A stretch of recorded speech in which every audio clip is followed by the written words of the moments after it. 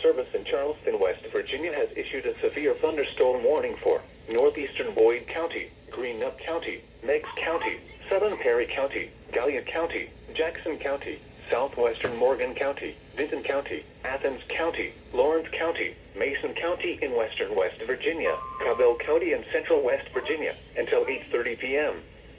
At 7:26 p.m., severe thunderstorms were located along a line extending from near Groveport to near Piketon to 6 miles northeast of Fenceburg, moving east at 55 miles an hour. Hazard, 60 miles an hour wind gusts and nickel-size hail.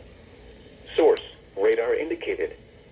Impact, expects damage to roofs, siding, and trees.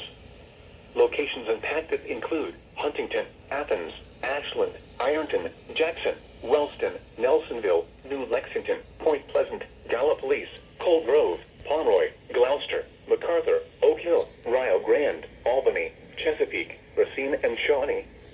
This includes Interstate 64 in West Virginia between mile markers 11 and 27.